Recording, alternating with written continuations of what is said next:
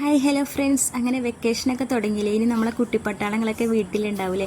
അപ്പോൾ അവർ കളി കഴിഞ്ഞ് വരുമ്പോഴൊക്കെ അവർക്ക് ഉണ്ടാക്കി കൊടുക്കാൻ പറ്റിയ ഒരു അടിപൊളി ഈസി ആയിട്ട് ഉള്ള സ്നാക്കാണ് കേട്ടോ. അതിന് മുന്നേ എൻ്റെ വീഡിയോ ഇഷ്ടമാവണമെങ്കിൽ എല്ലാവരും ലൈക്ക് അടിച്ച് സപ്പോർട്ട് ചെയ്യണേ പ്ലീസ്.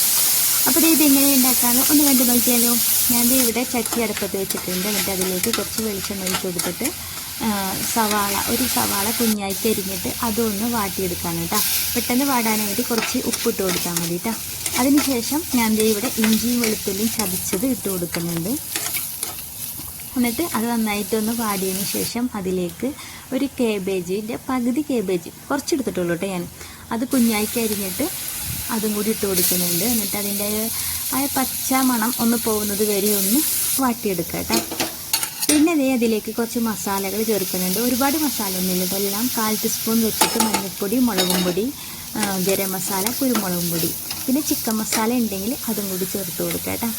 എന്നിട്ട് അതിൻ്റെ പച്ചമണമൊക്കെ പോകുന്നത് വരെ ഒന്ന് ഇളക്കി കൊടുക്കുക. അതിനുശേഷം ചിക്കൻ അല്ലെങ്കിൽ ബീഫ് എന്തായാലും കുഴപ്പമൊന്നുമില്ല ഉള്ളത് ഞാനിവിടെ മിക്സിയിൽ ഒന്ന് ചതച്ചെടുത്തിട്ടുണ്ട്. ഇനിയിപ്പോൾ കൈ കൊണ്ട് പിച്ചിട്ടാലും കുഴപ്പമൊന്നുമില്ല കേട്ടോ. അതിട്ട് കൊടുക്കുക. അതിനുശേഷം ഒരു ഉരുളക്കിഴങ്ങ് ഒന്ന് വേവിച്ചിട്ട് ഇതുപോലെ ഉടച്ചിട്ട് അതും ചേർത്ത് കൊടുക്കാം. നമ്മുടെ ഫില്ലിങ് ഇവിടെ റെഡി ആയിട്ടുണ്ട് കേട്ടോ. പച്ചമുളക് വേണമെങ്കിലൊക്കെ ചേർത്ത് കൊടുക്കാം, ഞാനിവിടെ ചേർത്തിട്ടില്ല കേട്ടോ. ഇനി ഇവിടെ കുറച്ച് ബ്രെഡിൻ്റെ പൊടി വേണം, കുറച്ച് പാലും വേണം കേട്ടോ. ഞാനിവിടെ എടുത്തേക്കുന്നത് സമൂസ ഷീറ്റാണ് കേട്ടോ. ഇനിയിപ്പോൾ ഷീറ്റ് ഇല്ലെങ്കിലും വിഷമിക്കൊന്നും വേണ്ട, ബ്രെഡിൽ ചെയ്യട്ടെ. ബ്രെഡ് ഒന്ന് ആവി കയറ്റിയിട്ട് ജസ്റ്റ് ഒന്ന് ആവി കയറ്റിയതിന് ശേഷം ഒന്ന് പരത്തിയെടുത്തിട്ട് ഇതുപോലെ ഫില്ലിങ് വെച്ച് കൊടുക്കുക കേട്ടോ. എന്നിട്ട് ഇങ്ങനെ റോൾ ചെയ്തെടുത്താൽ മതി. ഞാൻ ഇവിടെ ഇതിങ്ങനെ റോൾ ചെയ്തെടുക്കുന്നുണ്ട് കേട്ടോ. എന്നിട്ട് അതിൻ്റെ അറ്റത്ത് വെച്ചിട്ട് ഒന്ന് ജസ്റ്റ് ഒന്ന് ഒട്ടിച്ച് കൊടുക്കുക. നമ്മൾ നേരത്തെ എടുത്ത് വെച്ച പാലിൽ നിന്ന് സ്വല്പം എടുത്തിട്ട് ഒന്ന് ഒട്ടിച്ച് കൊടുക്കുക കേട്ടോ. എന്നിട്ട് പിന്നെ ഒന്നില്ല, 2 സൈഡും വീണ്ടും പാലിൽ ഒന്ന് മുക്കി കൊടുക്കുക. അതിനുശേഷം ബ്രെഡിൽ 2 സൈഡും ഒന്ന് നന്നായിട്ട് ഒന്ന് കവർ ചെയ്തെടുക്കുക, ഒന്ന് പൊതിഞ്ഞെടുക്കുക കേട്ടോ. അത്രേ ഉള്ളൂ, സിമ്പിളാണ് കേട്ടോ. പെട്ടെന്ന് ഉണ്ടാക്കാൻ പറ്റിയതാണ്, കാണാനും നല്ല രസമാണ്, കഴിക്കാനും അടിപൊളിയാണ്. പ്ലേറ്റ് ഇപ്പോൾ എന്താ പറയുക, പാത്രം പെട്ടെന്ന് കാലിയായി മാറും കേട്ടോ ഇത് ഉണ്ടാക്കി വെച്ചിട്ടുണ്ടെങ്കിൽ. അപ്പോൾ ഇതുപോലെ 2 സൈഡും ഇതുപോലെ ഒന്ന് ഇങ്ങനെ ഡിപ്പ് ചെയ്തെടുക്കുക കേട്ടോ. അപ്പോൾ ഇത്രയേ ഉള്ളൂ കേട്ടോ. അപ്പോൾ ഞാൻ എല്ലാം ഇതുപോലെ ചെയ്തെടുത്തിട്ടുണ്ട്. നല്ല കാണാൻ നല്ല രസമാണ്, അതുപോലെ കഴിക്കാനും നല്ല ടേസ്റ്റാണ് കേട്ടോ. ഇത് പെട്ടെന്ന് തന്നെ പാത്രം കാലിയായി കിട്ടും കേട്ടോ. നമുക്ക് പിള്ളേർ പെട്ടെന്ന് കഴിക്കുകയും.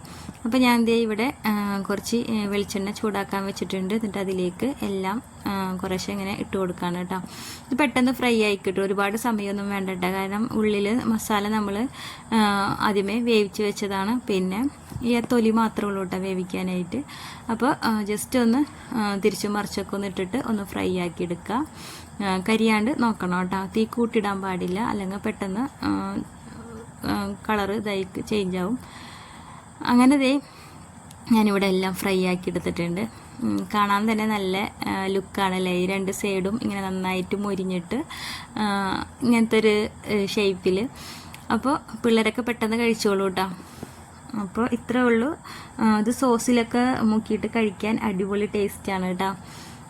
അപ്പോൾ ഇത്രേ ഉള്ളൂ. വീഡിയോ ഇഷ്ടമാവണമെങ്കിൽ എല്ലാവരും ഒന്ന് ലൈക്ക് അടിച്ച് സപ്പോർട്ട് ചെയ്യണേ. Okay, by.